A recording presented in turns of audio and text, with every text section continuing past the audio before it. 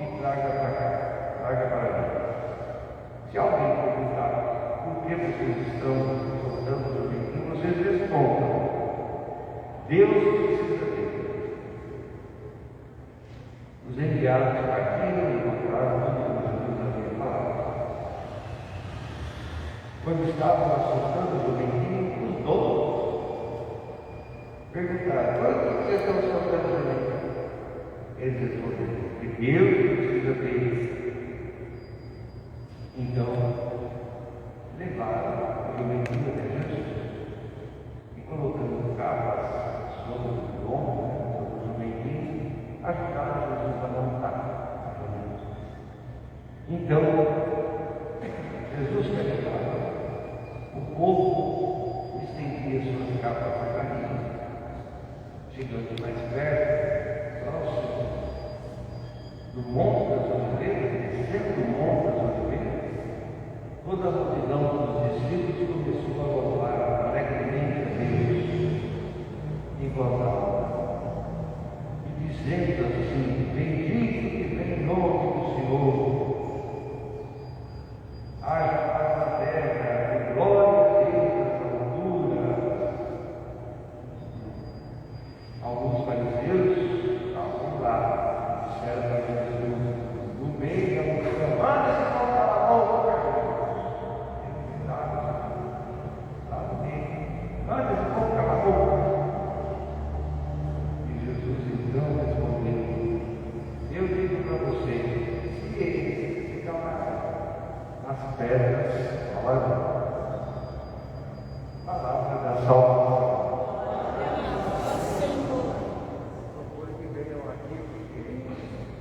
Vocês se aproximam aqui para ele voltar para organizar os fogos?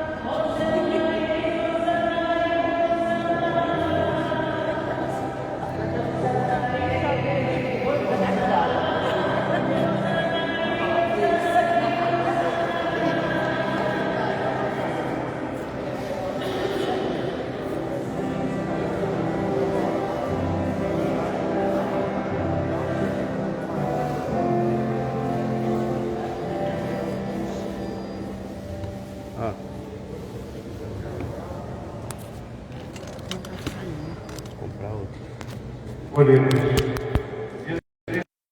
Potente que, para dar aos homens um exemplo de humildade, quisesse que o nosso Salvador se fizesse homem e padecesse o sofrimento da cruz.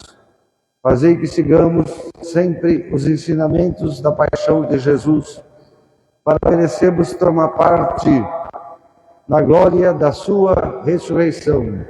Ele que é Deus convosco na unidade do Espírito Santo. Podemos sentar um minuto? Ouçamos agora o livro do profeta Isaías. Compreender Jesus nunca foi fácil. Depois da morte e da ressurreição de Jesus, demorou muito tempo, mais de 40, 50 anos, para entender direito quem é Jesus. Os apóstolos, relendo o profeta Isaías, encontraram no profeta Isaías muitas atitudes e falas que Deus havia feito sobre o seu servo. E então eles identificaram, né, aquilo que Isaías falou no passado e as atitudes que Jesus tomava. Jesus, nós sabemos, exerceu o ministério profético.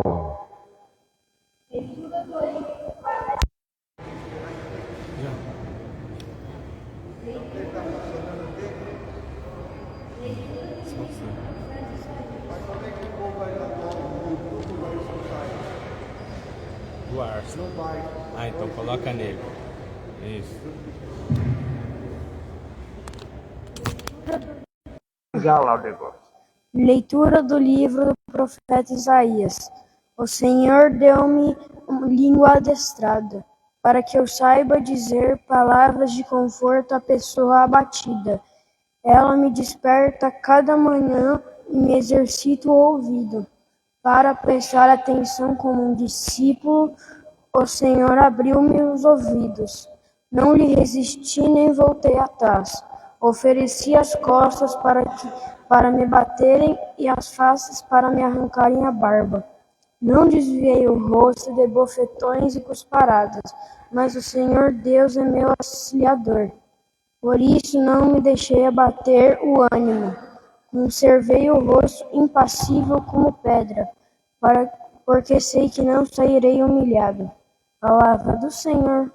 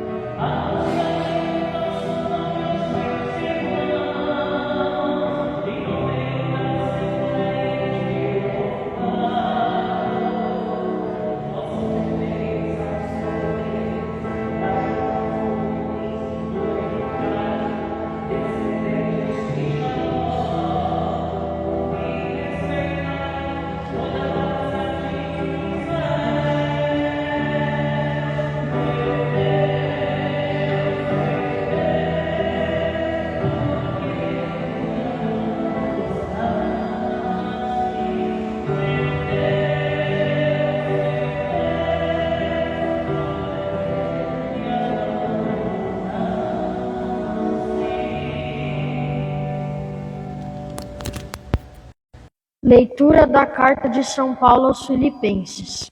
Jesus Cristo, existindo em condição divina, não fez do ser igual a Deus uma usurpação, mas ele esvaziou-se a si mesmo, assumindo a condição de escravo e tornando-se igual aos homens. Encontrado com aspecto humano, humilhou-se a si mesmo, fazendo-se obediente até a morte, e morte de cruz.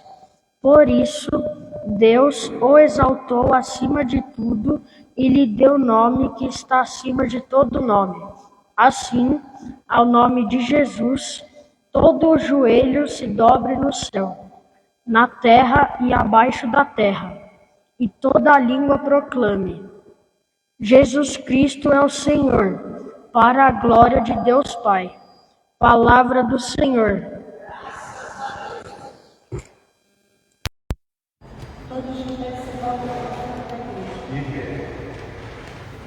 Paixão de nosso Senhor Jesus Cristo, segundo Lucas.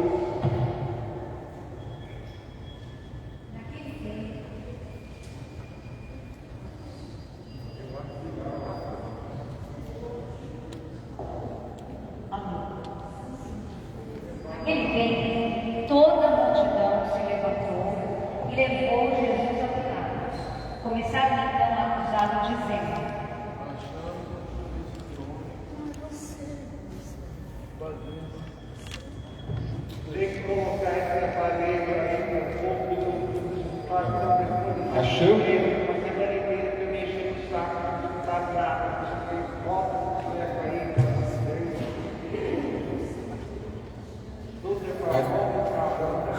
Achamos este homem fazendo subversão. Começa de novo. Aqui. Não, mas são 3 aqui. Vai, pode começar. Vai, Naquele tempo, toda a multidão se levantou e levou Jesus a Pilatos. Começaram então a acusá-lo, dizendo: Achamos este homem fazendo subversão entre nosso povo, proibindo pagar impostos a César e afirmando ser ele mesmo Cristo, o Rei. Pilatos o interrogou. Tu és o Rei dos judeus? Jesus respondeu, declarando: Tu o dizes. Então Pilatos disse aos sumos sacerdotes e à multidão: Não encontro neste homem nenhum crime. Eles, porém, insistiam. Ele agita o povo, ensinando por toda a Judéia, desde a Galiléia, onde começou até aqui. Quando ouviu isso, Pilatos perguntou: Este homem é Galileu. Ao saber que Jesus estava sob a autoridade de Herodes, Pilatos enviou-o a este, pois também Herodes estava em Jerusalém naqueles dias. Herodes ficou muito contente ao ver Jesus, pois havia muito tempo desejava vê-lo. Já ouvira falar a seu respeito e esperava vê-lo fazer algum milagre. Ele interrogou-o com muitas perguntas. Jesus, porém, nada lhe respondeu. Os sumos sacerdotes e os mestres da lei estavam presentes e o acusavam com insistência. Herodes, com seus soldados, tratou Jesus com desprezo, zombou dele, vestiu com uma roupa vistosa e mandou-o de volta a Pilatos. Naquele dia, Herodes e Pilatos ficaram amigos um do outro, pois antes eram inimigos. Então, Pilatos convocou os sumos sacerdotes, os chefes e o povo e lhes disse: Vós trouxeste este homem como se fosse um agitador do povo. Pois bem, já o interroguei diante de vós e não encontrei nele nenhum dos crimes de que o acusais. Nem Herodes, pois o mandou de volta para nós. Como podeis ver, ele nada fez para merecer a morte. Portanto, vou castigá-lo e soltarei. Toda a multidão começou a gritar: Fora com ele, solta-nos Barrabás. Barrabás tinha sido preso por causa de uma revolta na cidade e por homicídio. Pilatos falou outra vez à multidão, pois queria libertar Jesus. Mas eles gritavam. Crucifica-o, crucifica-o. E Pilatos falou pela terceira vez: Que mal fez este homem? Não encontrei nele nenhum crime que mereça a morte. Portanto, vou castigá-lo e o soltarei. Eles, porém, continuaram a gritar com toda a força, pedindo que fosse crucificado. E a gritaria deles aumentava sempre mais. Então Pilatos decidiu que fosse feito o que eles pediam. Soltou o homem que eles queriam, aquele que fora preso por revolta e homicídio, e entregou Jesus à vontade deles. Enquanto levavam Jesus, pegaram um certo Simão de Cirene, que voltava do campo, e impuseram-lhe a cruz para carregá-la atrás de Jesus. Seguia-o uma grande multidão do povo e de mulheres, que batiam no peito e choravam por ele. Jesus, porém, voltou-se e disse: Filhas de Jerusalém, não choreis por mim, chorai por vós mesmos, por vossos filhos. Porque dias virão em que se dirá: felizes as mulheres que nunca tiveram filhos, os ventres que nunca deram à luz, e os seios que nunca amamentaram. Então começarão a pedir às montanhas: cai sobre nós, e às colinas, escondei-nos. Porque se fazem assim com a árvore verde, o que não farão com a árvore seca? Levavam também outros 2 malfeitores para serem mortos junto com Jesus. Quando chegaram ao lugar chamado Calvário, ali crucificaram Jesus e os malfeitores, um à sua direita e outro à sua esquerda. Jesus dizia: Pai, perdoa-lhes, eles não sabem o que fazem. Depois fizeram um sorteio, repartindo entre si as roupas de Jesus. O povo permanecia lá, olhando, e até os chefes zombavam, dizendo: A outros ele salvou. Salva-se a si mesmo, se de fato é o Cristo de Deus, o escolhido.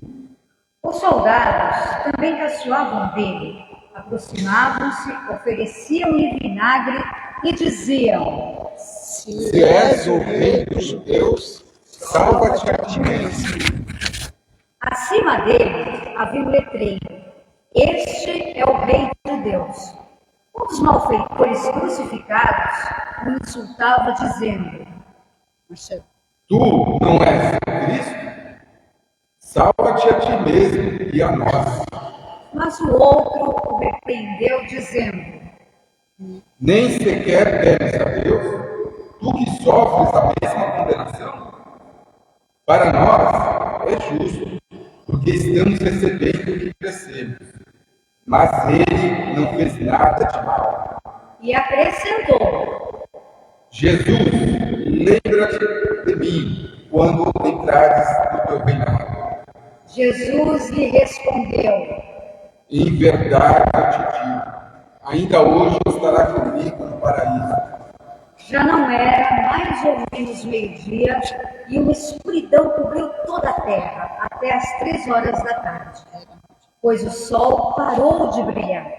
A cortina do santuário rasgou-se pelo meio, e Jesus deu um forte grito: Pai, em tuas mãos entrego o meu espírito. Dizendo isso, expirou. Todos de joelho.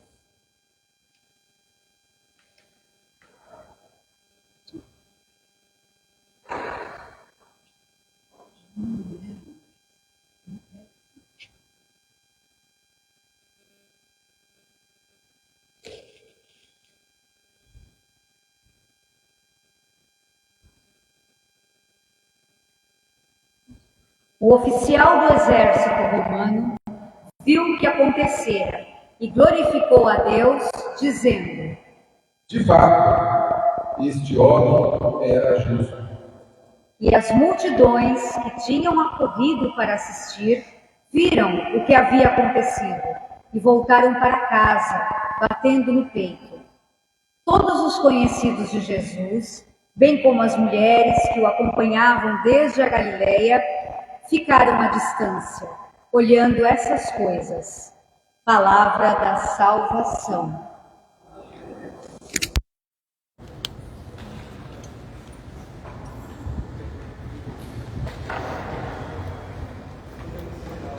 Vamos tentar fazer aqui uma breve reflexão desse dia tão importante para nós.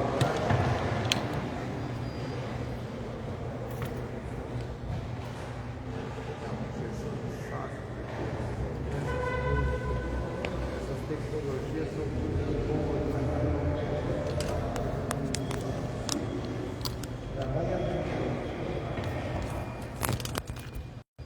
Nada, não dá para escutar nada. Bom, enfim. Uma semana antes da celebração da Páscoa judaica, os evangelhos narram que Jesus resolveu ir um pouco antes, uma semana antes, até Jerusalém. Mas tem uma coisa, uma particularidade do Evangelho de Lucas muito interessante, antes e depois. Jesus, antes de chegar ali em Jerusalém, ele se encontra com um homem chamado Zaqueu. Esse Zaqueu, vocês sabem, era um cara rico, mas a riqueza dele era porque ele roubava os outros. Ele roubava os pobres. Ele roubava, explorava os trabalhadores. Além disso, ele era chefe dos publicanos. Era uma autoridade fiscal. Era um cara que tinha o direito, conforme o Império Romano, de coletar o imposto. Coletar o imposto e repassar para o Pôncio Pilatos, claro. A prática dele, hoje a gente chama de corrupção. Mas nós não podemos, como a gente pensa hoje, achar que naquele tempo se pensava assim. Não é verdade. A prática dele é porque não havia, por parte do Império Romano, não tinha sistema de trabalho, não tinha ordem de trabalho, não existia salário, não existia nada. Na antiguidade, patrão é patrão, empregado é empregado, e era meio que regime de escravidão, né? Vocês sabem. Como é que esses caras faziam? Eles então, para sobreviver, para ter salário, você vinha pagar o imposto para ele, era 10, ele aumentava para 20 e ficava com 10 para ter o seu salário. Isso não era compreendido como corrupção. Hoje a gente chama de corrupção. Você sobrefaturar, né, as coisas, você chama de corrupção para benefício próprio, né? Você chama de corrupção, mas naquele tempo não é assim. Como não existia nada, lei nenhuma, a pessoa tem que sobreviver, tem que trabalhar. Os agricultores faziam o quê? Trabalhavam para o patrão, colhiam as coisas e, evidentemente, eles ficavam com uma parte da colheita para ele, mesmo sem o patrão saber. Então, esse Zaqueu é uma pessoa assim, é um cara odiado, ninguém gosta dele, o povo não gosta dele. O povo xinga ele, xinga tudo quanto é nome, porque ele roubava mesmo, né? Ele exagerava naquela sobretaxa que ele colocava, né? Ele exagerava. E a origem do dinheiro dele, da fortuna dele, era essa. Essa é a verdade. Esse homem é muito interessante, né? Porque esse homem, ele tem consciência da origem do seu dinheiro. Ele tem consciência. E ele tem uma consciência também religiosa. Eu não mereço salvação. Eu nunca vou ser salvo. Por causa dessa prática. Vocês sabem, né? Lidar com dinheiro é fogo. Você se libertar daquela força que o dinheiro tem, é difícil, né? Então, ele já achava que não tinha salvação mesmo. Como é que ele ia fazer para viver? Ele tinha que continuar com aquela prática. Né? Isso era o que ele pensava. Ele tem essa consciência, talvez revele um pouco de humanidade para ele, né? Ele tem essa consciência das origens do seu dinheiro, que não há salvação. Alguém fala para ele que Jesus está para chegar em Jerusalém. Esse homem é um desgraçado. Um desgraçado. É isso que o povo falava, não falava só desgraçado, não. O povo falava uma coisa pior para ele. Esse homem é um desgraçado. Esse homem é tão desgraçado. Não merece nada. Mas ele ouve falar que Jesus vai chegar. Ele quer ver, ele só quer ver Jesus. Ele só quer ver Jesus. Esse homem, ele não consegue ver Jesus, porque aquele povo todo cerca ali, ele não consegue. Ele sobe numa figueira, um sicômoro, né? Sobe numa figueira para enxergar, para ver Jesus. Ele não vai pedir nada para Jesus. Porque ele tem na cabeça dele, se Jesus é mesmo o Messias, Filho de Deus, ele não tem nem direito de chegar perto, nem direito de pedir nada, porque ele vai levar um tapão se isso acontecer. Ele não vai pedir nada, ele não quer pedir nada. Ele só quer ver Jesus. Chegando ali em Jericó, né, aquela região ali. Né?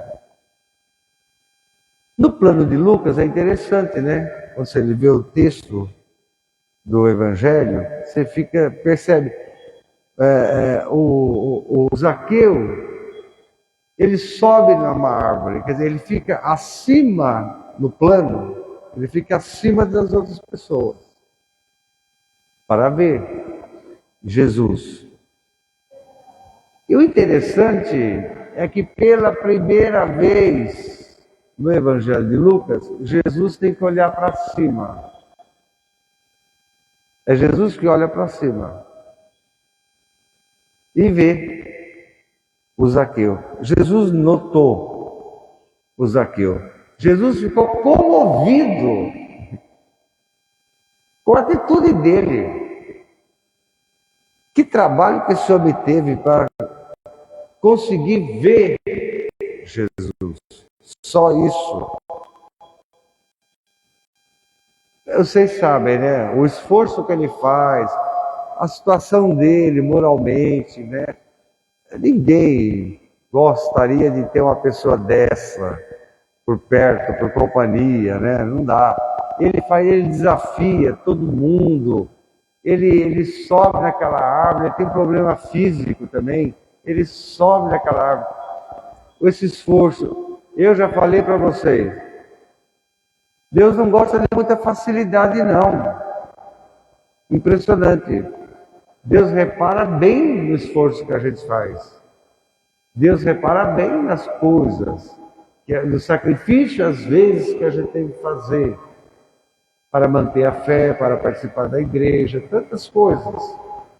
Deus repara. E parece que Deus sente uma certa alegria de ver o esforço que a gente tem que fazer. Não é que ele goste de ver a gente sofrer, não é isso? Mas é o esforço que a gente faz. E o Zaqueu é um tipo de pessoa assim. Né? Ele se esforça para ver Jesus. E Jesus nota a presença dele ali. No final das contas, Jesus vai parar na casa dele. Né? Jesus vai parar na casa dele. E esse homem odiado, malfadado, desgraçado. Jesus disse para ele, olhando para o alto: "Ô Zaqueu, desça daí, eu vou na sua casa." Não faltou crítica, é lógico, né? Claro. E olha lá. Não faltou crítica, desmoralização contra Jesus, as autoridades, o próprio povo, que o povo é meio... Maria vai com as outras, né? O povo é assim mesmo, o povo é muito safado, né? O povo é fariseu mesmo. O povo tem uma moral farisaica, gosta de apontar o dedo para os outros e não olha para si mesmo, o povo é assim mesmo. Né? Então, a crítica não faltou contra Jesus. Chegou na casa. A palavra bonita que Jesus diz, hein? Quando eles entram na casa do Zaqueu, Jesus disse isso: Zaqueu, a salvação chegou aqui na sua casa. Entrou pela porta. A salvação entrou pela porta da sua casa. Somente isso Jesus fala. Esse homem, esse Zaqueu, começou a falar. Desandou a falar, começou a confessar, disse que roubava mesmo, e que não sei o quê, e que explorava os trabalhadores mesmo, e ele se achava bonito ser rico, e que não sei o quê, ele falava, começou a desandar a falar.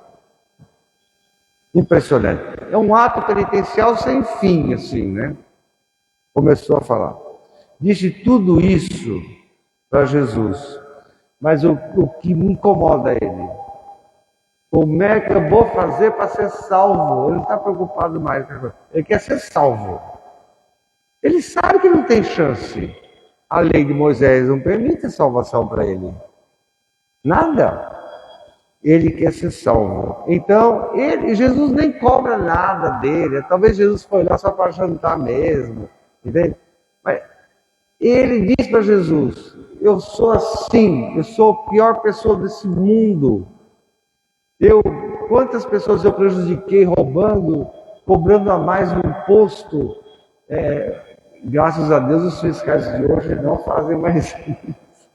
O que é mentira. Os fiscais da prefeitura, muitos fiscais de prefeitura, né, políticos, né, que trabalham com prefeitura, eles, se puder meter a mão no seu bolso, eles metem. Né? É uma prática horrível, detestada na Bíblia, odiada. A pessoa que faz isso, ela vai ter que se acertar com Deus, não sei como. Né? Mas o Zaqueu chega a dizer para Jesus: olha, eu prometo para o Senhor, tudo que eu roubei dessa gente, eu vou devolver. Vou devolver. A lei de Moisés falava assim. O Código Penal, na lei de Moisés, dizia assim: você roubou R$100 dela, roubei. Você tem que devolver 200. Por isso que a Bíblia diz assim: filho jovem, criança, que mete a mão no bolso do pai quando ele está distraído para roubar R$1, vai ser do futuro companheiro de ladrão, companheiro de bandidos. Está na Bíblia. Então a sua filha, não sei o que é, se é sua filha, sua neta, não sei. Você deixa R$10 em cima da geladeira. Você se distrai, ela vai lá e pega. Ela vai ser ladrona quando crescer. Vai ser bandida. Porque não se faz isso. Se fala para a mãe, eu vou pegar os R$10. Não rouba. A mulher também casada, às vezes faz isso, né? O marido, coitado, chega, tira as cartas, não sei o quê, deixa a carteira lá Aí ela levanta de noite, se vai estar dormindo, ela vai lá, abre a carteira, né, para ver se... Não pode. Né? Não deve ser assim. Aqui nós temos então... E ele, o Zaqueu, a lei diz, você tem que devolver em dobro para aquilo que você roubou. Você roubou 500, tem que devolver 1.000. Sonegou, tem que devolver. Ele chega a dizer para Jesus: eu vou dar 4 vezes mais. Olha só, hein? Não é 2 vezes mais, é 4 vezes mais. Ele fala isso para Jesus, ele dá um exemplo de consciência, de arrependimento, ele dá um exemplo de atitude. Esse é um fato. Agora, não aconteceu só isso antes de chegar lá em Jerusalém. Depois, Jesus encontra uma situação inversa. Aqui você tem um cara que se arrepende, é legal, se torna um homem bom, seguidor de Jesus. E você sabe que Zaqueu, na tradição cristã, ele acompanhou Jesus até o fim. Sentiu medo também, como todo mundo, acompanhou Jesus até o fim. Há relatos de que, novo, depois das 50 dias da Páscoa, ele se tornou um grande apóstolo de Jesus. Mas aqui, agora vem uma outra situação. Aqui, Jesus está chegando para ele e fala de um patrão. A história de um patrão que vai viajar, tem muito dinheiro, ele chama 10 empregados dele, reparte o dinheiro, dá uma fortuna para cada um. Fique com o meu dinheiro, eu vou viajar, depois eu volto. Muito bem. Todo mundo pensou assim, esse dinheirão na nossa mão, vamos fazer render, né? Quem sabe a gente ganha alguma coisa depois, no final, né? Vamos fazer render esse dinheiro, crescer esse dinheiro. Todo mundo faz isso. Só tem um lazarento que pega o dinheiro e enterra no quintal. Com medo do ladrão, com medo dessas coisas. O patrão chega, os 9 chegam. Olha, o senhor me deu tanto, está aqui, ó. Botei no banco para render juros, eu investi não sei o quê, ó, aumentou o seu dinheiro. Oh, que maravilha! Quando chega nesse último, ele fala, o senhor me deu tanto, eu estou devolvendo o mesmo tanto para o senhor. Ele achou que ele ia ser elogiado. Ele achou que o patrão ia dar um beijo na boca dele, que ele ia ficar, ó, tão bom, que maravilha que eu sou. Não. O patrão falou assim, você é um lazarento, você é um desgraçado. Por que você agiu desse jeito? Os outros tiveram coragem de fazer crescer o meu dinheiro. Você não. Não há justiça em você. O patrão ficou cheio de fúria, mandou acabar com a vida desse cara, mandou vender a mulher dele, mandou vender os filhos dele, que o patrão podia fazer isso, né? Lá atrás. Acabou com a vida dele. Mandou matar todos os seus inimigos. O patrão agiu assim. Trucidar os seus inimigos. São 2 exemplos. Jesus está indo para Jerusalém. E acontece isso no caminho. 2 exemplos. Um, a do rico que é consciente, que partilha a sua riqueza. O outro, não. O outro é ávido de lucro e, como um soldado cruel, mata, destrói aqueles que não cumprem as suas ordens. É verdade. É interessante que depois, na sexta-feira da paixão, Jesus vai encontrar com outros 2 caras, né? Também. Vão ser mais ou menos parecido. De certa forma, Lucas tenta nos fazer entender o que o dinheiro tem a ver com a morte de Jesus. Ele tenta fazer entender a força dos ricos na trama para destruir Jesus moralmente, para matar, assassinar Jesus. Que papel essa gente tem? E não tem sentido, né? Jesus vai para Jerusalém, por que Lucas tem que contar essas coisas antes? Porque ele está querendo dizer para a gente que houve uma trama envolvendo quem tinha muito dinheiro, né? Essa gente não paga nada. Bom, você que acompanha o dia a dia aí, né? Sabe disso, né? Essa gente que é muito rica, ele se reúne às escondidas para tramar, para fazer de tudo para não pagar imposto, entendeu? É para falar que tem que matar os pobres mesmo, que não sei o quê. Eles são assim, eles não têm juízo na cabeça, né? Não sei se tem fé, eles falam que tem, mas parece que não tem muito juízo. Sabe aquela música do Caetano Veloso, que ele cantou em 78? sobre a nossa cidade de São Paulo, né? A força da grana que constrói e a força da grana que destrói, né? Não é? O dinheiro é maravilhoso, ser rico é ótimo, tem que ser rico, tem que ser próspero, tem que ser tudo isso. Mas se você não tem juízo, o dinheiro vai servir para destruir você e tudo. O dinheiro não é para destruir, o dinheiro é para te construir. O dinheiro é para fazer você ser uma pessoa melhor, boa, generosa. Esse é o papel. Mas o Caetano Veloso, maestral, é um gênio. Revelou esse tipo de coisa, né, para a gente. E é verdade.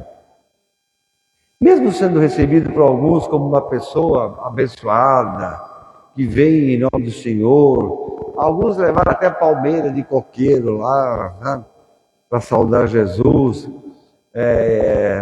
E mesmo com esses pedidos, com essas rogações do povo, vamos entender direito. Jesus era um desconhecido na Páscoa. A Páscoa era uma festa tão grande que os comerciantes de fora, da Pérsia, da África e de tudo quanto é lado, da Turquia, todos eles vinham para Jerusalém. Quem conhecia Jesus naquele dia, na sexta-feira da Paixão, era meia dúzia. A maioria não conhecia Jesus. Todo mundo está ali para um ato religioso e a maioria está ali para vender suas coisas. Os agricultores para vender a colheita. Vocês sabem como é que é o negócio, né? Basta reunir um lugar que tem muita gente, vai aparecer o pipoqueiro, vai aparecer o cara que quer vender água, vai aparecer o cara que quer vender churrasquinho, vai aparecer... Não tem jeito. É assim. Vai numa festa dessa de hóquei, Lollapalooza, não sei o quê, e de tal, Rock in Rio, não sei o quê, não adianta. Onde tem muita gente reunida, vai aparecer gente querendo ganhar dinheiro. A maioria das pessoas que estavam em Jerusalém, formadas de estrangeiros, estavam lá para vender produtos. Lógico, para ganhar dinheiro. Jesus era um completo desconhecido. Pouquíssimas pessoas conheciam Jesus, né? Então, Jesus chega e de repente algumas pessoas começam, os que conheciam de verdade Jesus, começam a dizer essas coisas. Ele é uma pessoa abençoada, ele é nosso rei, ele é santo, ele é não sei o quê. Ergue palmeira como se ele fosse rei, né? Porque esse gesto de pegar a folha de palmeira e sacudir assim, é um gesto milhares de anos, antigos, né? Antigo mesmo, né? Que remonta antes de Davi, inclusive, esse negócio de saudar a autoridade com o ramo, assim, isso era um gesto político, né? Saudar. E Jesus chega e tem uns caras com palmeira fazendo assim, como Davi, né? Quando Davi tomou posse, ele chegou em Jerusalém, pelado, né? Porque o Davi era tão descarado, né? Ele dança pelado, né? Na frente da Arca da Aliança, foi um escândalo, né? E todo mundo com os ramos ali, saudando Davi, salve Davi, filho de Davi. É um gesto político.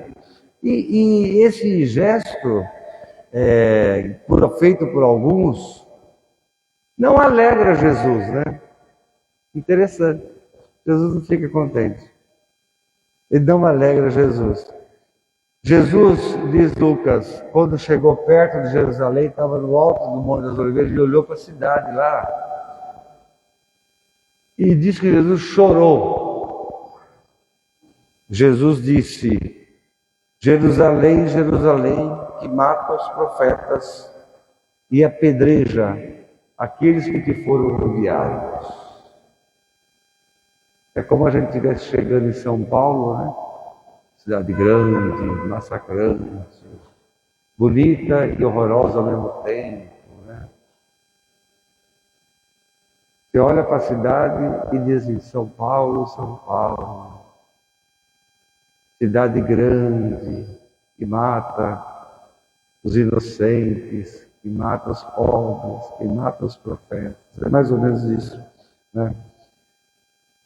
Mas Lucas nos dá a entender que os grandes latifundiários tiveram uma responsabilidade em matar Jesus.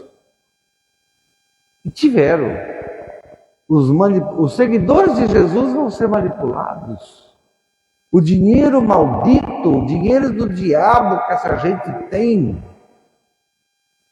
vai entrar no coração do Judas. Em Lucas e nos outros evangelhos, na quinta-feira santa, Judas chega, entra para participar da missa, né? Que Jesus vai assistir a missa. Os textos dizem: Satanás entrou no coração de Judas. Judas era rico, não precisava de dinheiro. Você vê a maldade do cara.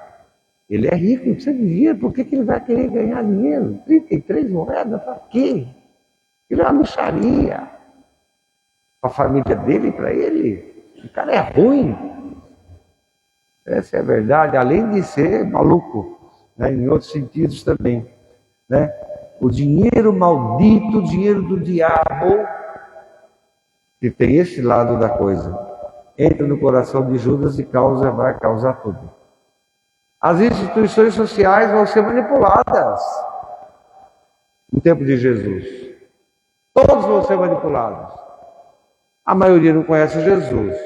Os que conhecem morrem de medo diante de tudo que acontece. Foge. Alguns ficam. Quem fica, na verdade, você sabe quem é, né? A única pessoa que fica do lado de Jesus na hora da onça beber água é a mãe dele, a Maria Madalena, o João, que disse que era muito jovem, devia ser meio bobinho, talvez não estava nem percebendo o que estava acontecendo, né? E aquelas pessoas ali. Só os valentão fugiram tudo, né? A prosperidade, minha gente, que o dinheiro pode servir para destruir a alma de uma pessoa. Pode destruir a vida de uma pessoa. Os maus ricos tiveram esse papel na trama, na matança, na cruz, colocar Jesus na cruz. E não foi só eles. O Sinédrio, os religiosos, que aliás eram todos latifundiários, né? Todos manipularam ao povo, manipularam as pessoas. Eles ganharam um dinheirão, vocês sabem, né? O Sinédrio, que condenou Jesus, implorou para Pilatos matar ele, Jesus, eles ganharam um dinheirão por fora. Eu digo para vocês, todo mundo que foi contra Jesus, no futuro, se ferraram. Não sobrou um. Pilatos, coitado, né? Dá até dó do que aconteceu com ele depois, né? Foi preso, tudo. E foi preso por corrupção, né? Foi preso, foi jogado numa cadeia, aquele homem, e viveu ali. Quase ele perdeu até o juízo, dizem, né? Na cadeia. E as pessoas, os soldados do exército, que tinham algum amor por ele, fizeram uma caridade, deram uma faca para ele se matar. Ele se mata na cadeia. O Pilatos, ele se enfia. E interessante é que os relatos que existem, diz que o Pilatos, quando vai se matar, ele lembra de Jesus. Olha que engraçado. Não sei se era loucura, né, na cabeça dele, porque você fica preso, um cara como ele chegar num ponto desse, é possível que o juízo da pessoa, né, fique mesmo bagunçado. Ele morreu falando da palavra Jesus. Certamente Jesus foi uma marca assim na vida dele de algum jeito. Os outros, Anás e Caifás, então nem se fala, né? O destino trágico dessas pessoas, todos, que se envolveram, que uniram, que foram contra Jesus, todos, não acabou bem. É impressionante, né? Todos foi assim. Olha, talvez Lucas nos fale essas coisas. Isso está no Evangelho, gente. Em todos os Evangelhos tem essa coisa. A morte de Jesus, o assassinato de Jesus é tramado, financiado. Jesus é apunhalado. As pessoas são manipuladas. É impressionante. Isso foi um fato que marcou muito os apóstolos, marcou demais a igreja, né? Ficou uma coisa que a gente às vezes não para pensar nessas coisas. A gente quer ver só a questão espiritual, etc. Mas existe essa espiritualidade também para que você compreenda do porquê a gente tem que ter fé, o porquê a gente tem que amar Jesus, porque a gente tem que ser assim. Olha, o Papa Francisco, essa semana, não sei como é que foi aí, o Papa Francisco apareceu sem roupa de Papa. Não sei se vocês viram isso, sem roupa de Papa, numa cadeira de roda, com uma espécie de casulo, um poncho, né, que se usa muito aqui no sul do Brasil, um poncho surrado, meio esquisito, parece que não lavava aquele negócio faz séculos, né? O Papa Francisco apareceu assim numa cadeira de roda, sem roupa de Papa, com aquele poncho, né? Você sabe que eu ouvi aquilo e na hora eu lembrei de Jesus? Não sei. Na hora eu lembrei de Jesus. Porque o gesto de simplicidade, de fragilidade, nos faz pensar sobre o testemunho profético que ele está dando. Aqui eu não sei se apareceu aqui na televisão, porque eu não sou mais fã de TV assim como era quando a gente é jovem. Eu não sei, porque a gente usa muito mídia e não sei o que, outras mídias. Eu não sei. Mas eu sei, quando eu assisti o jornal da Itália, né, o jornal Telegiornale lá que tem na RAI, menino, os jornalistas ficaram 45 minutos conversando sobre isso. 45 minutos.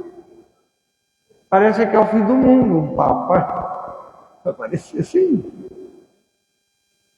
Ficar 45 minutos. Aqui eu não sei, porque aqui é assim, né, as notícias, vocês sabem como é que é o negócio aqui, né? Aqui não é notícia, né? Aqui aconteceu isso, depois já pula para o outro, depois já pula para o gatinho que estava na árvore, depois já pula para o... Aqui é umas coisas esquisitas, você não lembra das notícias. Se você conseguir lembrar da primeira notícia do Jornal Nacional, quando termina, quando acaba a novela, faz um esforço para lembrar qual foi a primeira notícia que falou no Jornal Nacional. Duvido que você lembre, você não lembra. Porque o esquema é esse, né? O esquema é de só falar, né? Então, esse gesto de fragilidade, simplicidade, é um testemunho profético que nós tivemos a oportunidade de ver a coragem, né? O exemplo para nós. Quando a gente contempla o Papa Francisco nesse dia, lembramos de Jesus entrando em Jerusalém, não no jumento, mas numa cadeira de roda, né? Caminho da cruz. Enxergamos no Papa Francisco um homem de fé verdadeira, apóstolo de verdade mesmo. Um homem que é a autoridade máxima. Não tem político nessa terra que reúne a quantidade de gente que o Papa Francisco reúne todo domingo e todo sábado. Não tem. Se você for somar quantas pessoas se reúnem com o Papa durante o ano inteiro e somar quantos que alguns políticos fazem, não tem. Esse homem é a autoridade máxima, sem roupa de Papa, numa cadeira de roda, puxado por segurança lá, sei lá alguém aquele carro, um poncho surrado. Esse homem é a autoridade máxima. Olha que coisa impressionante, né? Esse homem deixa Deus conduzir a vida dele. Um exemplo para nós. Não tem máscara ali, não tem vaidade, não tem fingimento. É a verdade. Não tem campanha publicitária. Não tem marketing. Não existe isso. Existe, sabe o que ali? O que deixa a gente de queixo caído, o que deixa muita gente no mundo de queixo caído, sabe o que existe ali? Humildade, só. Humildade. Porque a gente não é humilde. Essas coisas assustam a gente, hein? Você vê uma coisa assim, você fica assustado. A humildade. A gente diz que é humilde, não é não. O Sartre, filósofo exponencial do existencialismo, que deu continuidade ao movimento existencialista, que era ateu, não acreditava em Deus. O Sartre escreveu, em muitas das suas peças de teatro, inclusive, ele disse o seguinte: nós só conhecemos a humildade quando a gente é pisado, quando a gente é massacrado, quando a gente é jogado no chão assim, e a gente vira um monte de bosta no chão. Ele fala, essa é a verdadeira humildade. O Papa Francisco é um homem de fé. Ele expõe para nós isso, a humildade, né? E eu não sei, eu lembrei da Semana Santa, eu lembrei do Domingo de Ramos, né? Eu não sei aqui que repercussão teve isso, né? Aqui, mas o fato é que na Europa teve uma conversa sobre isso, né? E muitos jornalistas até admitindo, né?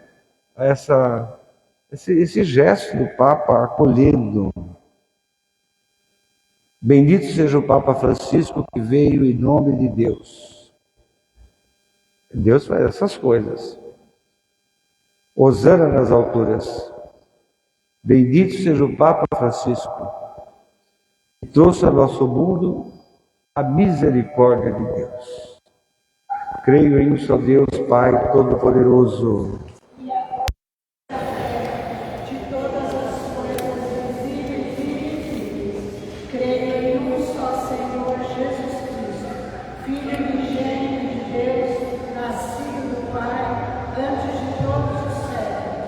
Deus de Deus, luz da luz, Deus verdadeiro de Deus verdadeiro, gerado, não criado, consubstancial ao Pai. Por ele todas as coisas foram feitas, e por nós homens, e para a nossa salvação desceu do céu, e se encarnou pelo Espírito Santo no seio da Virgem Maria e se fez homem. Também por nós foi crucificado sob Pôncio Pilatos, padeceu e foi sepultado, ressuscitou ao terceiro dia conforme as Escrituras, e subiu aos céus, onde está sentado à direita do Pai, e de novo há de vir em sua glória, para julgar os vivos e os mortos, e o seu reino não terá fim. Creio no Espírito Santo, Senhor que dá a vida e procede do Pai e do Filho, e com o Pai e o Filho é adorado e glorificado. Ele que falou pelos profetas. Creio na Igreja una, santa, católica e apostólica. Professo o seu batismo para a remissão dos pecados e espero a ressurreição dos mortos e a vida eterna que há de vir. Amém. Poderoso, o sacrifício para a glória do seu nome. Pela paixão de teu Filho único, apresse, Senhor, venha correndo. Ó Deus, chegue essa hora sagrada de reconciliação que tanto esperamos. Concedei-nos por esse único e admirável sacrifício que Ele nos deu, a misericórdia que nossos pecados não merecem. Por nosso Senhor Jesus Cristo, vosso Filho, que é Deus convosco, na unidade do Espírito Santo. Senhor, seja convosco. Corações ao alto. Demos graças ao Senhor nosso Deus. Senhor Pai Santo, Deus eterno e todo-poderoso, é verdadeiramente o nosso dever e salvação dar-vos graças sempre em toda parte, por Cristo nosso Senhor. Ele, sendo inocente, entregou-se à morte pelos pecadores. Não tendo culpa nenhuma, deixou-se condenar pelos verdadeiros culpados. A sua morte redimiu os nossos pecados e a sua ressurreição abriu-nos as portas da salvação. Por isso, com os anjos e os santos no céu, e nós aqui reunidos proclamamos a glória de Deus todos os dias, dizendo: Santo, Santo, Santo, Deus do universo, o céu e a terra. Hosana nas alturas, bendito que vem em nome do Senhor. Vós, Senhor, sois verdadeiramente santo e sois a fonte de toda a santidade. Santificai esses dons, derramando sobre eles o teu Espírito Santo, de modo que se transforme para nós no corpo e no sangue de nosso Senhor Jesus Cristo. Na hora em que ele se entregava para voluntariamente sofrer a morte, ele tomou o pão, deu graças, o partiu e deu a seus discípulos, dizendo: Tomai todos e comei, isto é meu corpo, que será entregue por vós.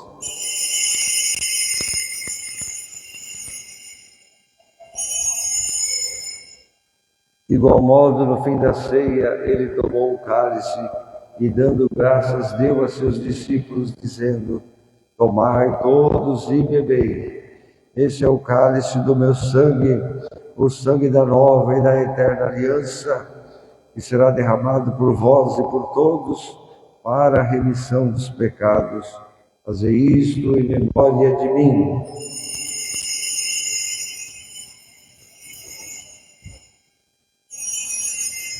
Mistério da fé. E proclamamos a vossa ressurreição,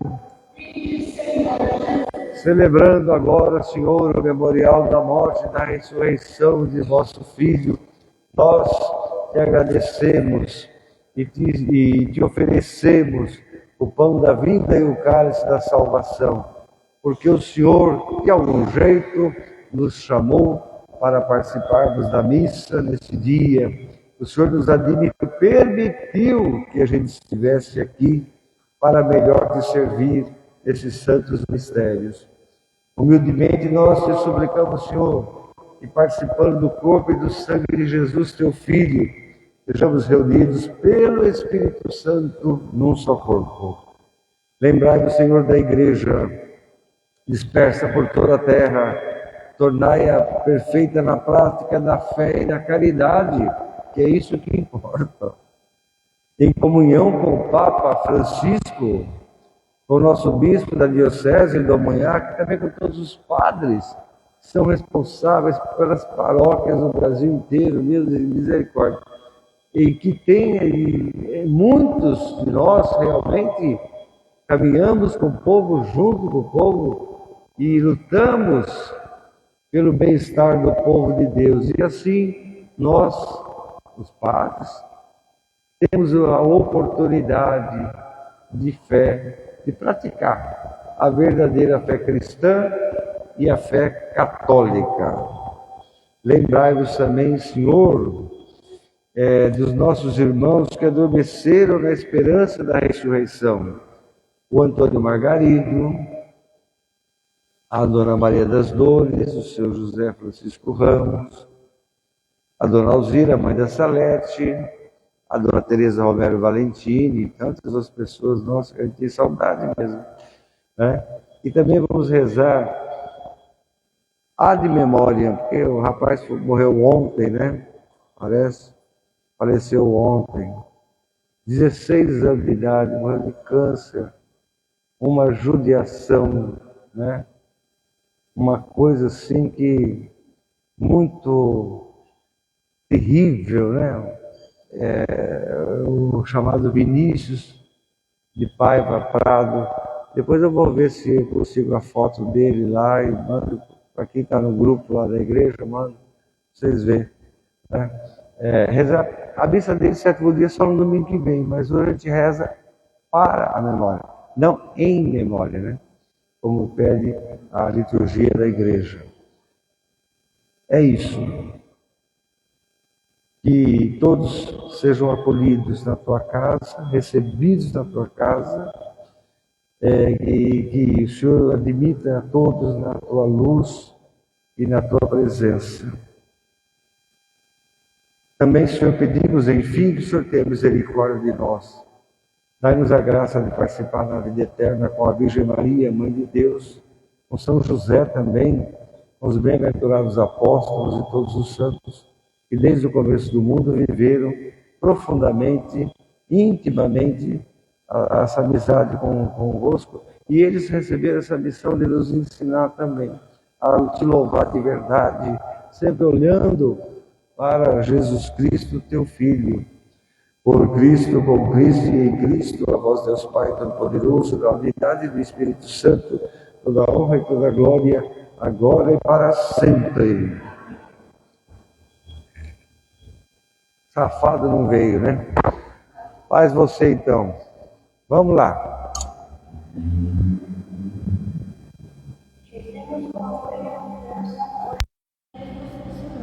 Pai nosso que estais no céu, santificado seja o vosso nome.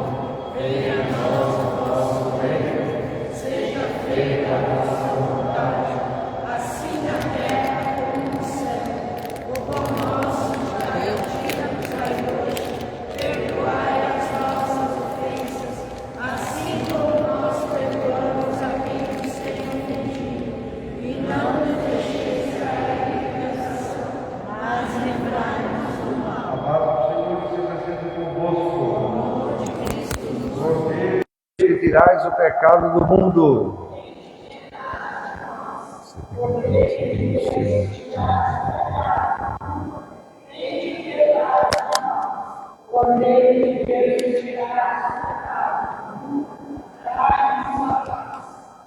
Felizes os convidados para a ceia do Senhor, eis o Cordeiro de Deus que tira o pecado do mundo. Quem creis em minha morada, dizei uma só palavra. Corpo e sangue de Cristo nos guarde para a vida eterna. Podemos nos apresentar para cantar o corpo santo de nosso Senhor Jesus Cristo.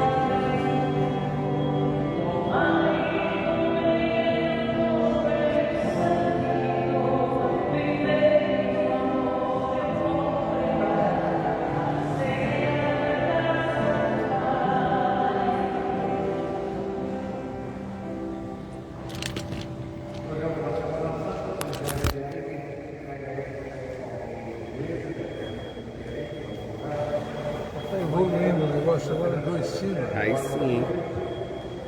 Nós temos a meditação da minha carta. Acho que é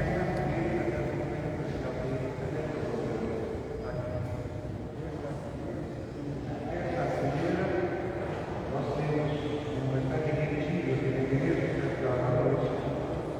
O assunto é Jesus Cristo, Filho de Deus. Quinta-feira começa a ser capaz. Obrigatório, entendeu?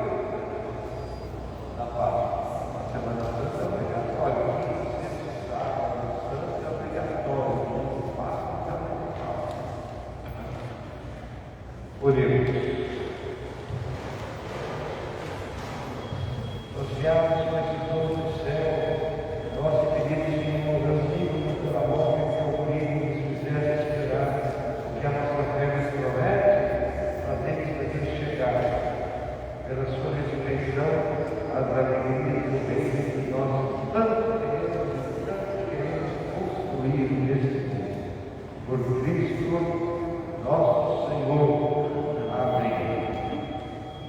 Eu falei para vocês, né, Jesus se encontra com esse cara, um exemplo, o outro não. Você reparou que na Santa da Paixão tem dois caras lá de Jesus também? Dois alunos. Um é ó, o outro é ó. Reparou? E você reparou que Jesus disse a frase mais bela: Pai, perdoai-nos. Eles não sabem o que falam. Você sabe o que é? Jesus está falando assim, rouba o perdão. Fala do cara que era legal, que conheceu seus erros, que sabia que estava sendo bonito, que merecia aquela condição. Eles só pedem para Jesus o quê? Tira daqui. Não. Lembra de mim. Só isso. Lembra de mim. O Senhor te deu para só. Não é cobrando. Não é todo a paixão, a Semana Santa, as grandes histórias que tem na Bíblia, foram a base para construir o diálogo do mundo, né? Diálogo, as artes, a literatura, a música, foi a base, né? As coisas diálogos, né? Antes não existia essas coisas, as freiras e os monges, na evangelização, eles montavam um palco na porta do mosteiro e encenavam a história, né, da Bíblia. O povo participava, não existia o que era a consciência de hoje. Depois Shakespeare aproveitou mais ainda, né? Shakespeare aproveitou mais ainda, criou o palco, criou a comunidade do espírito, depois que fez tantas coisas, o teatro surge, né? A arte surge do mundo, a literatura do mundo, foi criar coisas maravilhosas, né? Que vão interpretar o sentido do Evangelho, né? A beleza. Você vê como a igreja, nossa igreja foi na mão da gente. O mundo não existiria sem ela. Pode ter certeza. O mundo não existiria se não tivesse a Igreja Romana e a Igreja Católica. Não existiria. Não tinha mundo. Enfim, o Senhor seja convosco.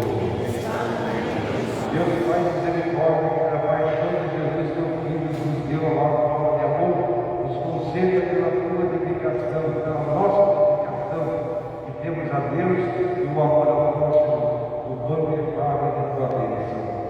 Ó Deus, pela morte temporal de Cristo na cruz, que nos livrou também da morte eterna, Deus nos conduza à vida que não tem fim, até o dia, depois de termos seguido o exemplo de humildade de Jesus Cristo, Deus nos torne também participantes de felicidade, participantes da ressurreição. Abençoe-nos, o Deus Todo-Poderoso, o Pai, o Filho e o Espírito Santo. Amém. Fique em paz, que o Senhor acompanhe